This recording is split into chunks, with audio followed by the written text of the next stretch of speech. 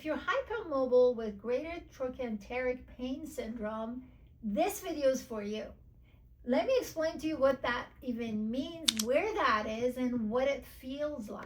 So your thigh bone connects to your pelvis right here as a ball and socket. So the socket part is provided by your pelvis and the ball part is provided by your lower extremity.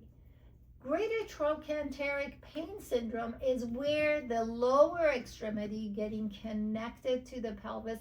You have that bursitis there. They typically is misdiagnosed or diagnosed as bursitis, where the two meet, and then you have pain there when you lay down on your side.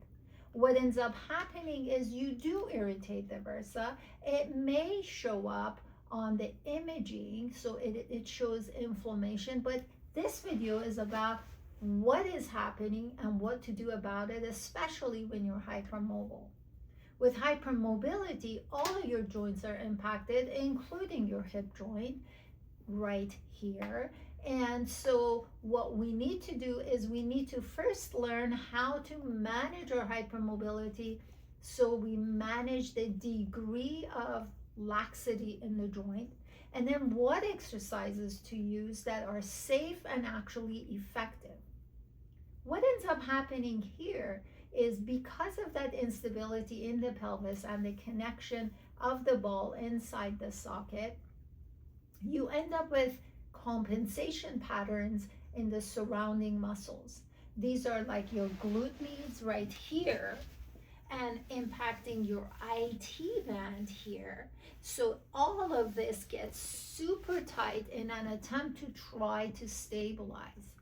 In fact, you as a hypermobile individual tend to overuse your muscles for what's not happening or what's not there. Your connective tissue is too loose, your muscles make up for it, there's always that tension. And in this case, it's the muscles that I just mentioned that will get pulled into it as a result of compensation.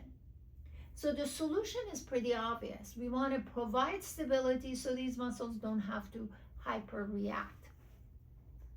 The exercises that I find to be super helpful when it comes to joint instability are developmental exercises. These are the same exercises you and I and every walking human being on the planet Earth has done to go from a helpless infant stage where we could hardly even hold our heads up to become running toddlers. This is how we have learned to stabilize our joints, how different parts of the body that are synergistic and compatible in that move to work together.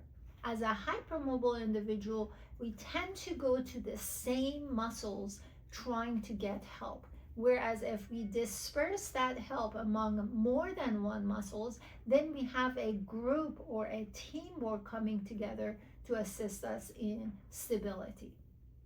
When it comes to this area, greater trochanteric pain syndrome situation, what we want to do is we want to stabilize the pelvis. Stability of the pelvis starts with biological breathing. If you don't know how that's done, make sure you subscribe to the channel, because this channel is all dedicated to joint hypermobility and what you can do to stabilize your own body. We will make sure we put that video at the end of this video as well. But with biological breathing, we set the grounds, we set the foundation to start building the stability in your pelvis. So with a stable pelvis, now anything that's connected to it is going to be stable too. In this case, it's the lower extremities that was the focus of this video. So we start with biological breathing, we go with developmental exercises, the same exercises that allowed us to stabilize the area, and we keep going at it. These are safe on our joints, they are low impact, and they're highly effective. You gotta understand, stability of your pelvis, of your body in general, requires time and your attention, And this is not something that you can do on your own, only because ever since you can remember, there's been a compensation for you for the lack of the ligamentous tension. So with that said, what is obvious is not right when you think about what right is. Let me explain. What seems to be normal to you is actually a compensation pattern that needs to be changed. So managing your joint hypermobility starts with understanding what right looks like, what your version is, and how to replace your version with the right. This does require coaching. This does require understanding from an expert. I do have several videos available to you. It's all targeted for your education, so please make sure you help yourself.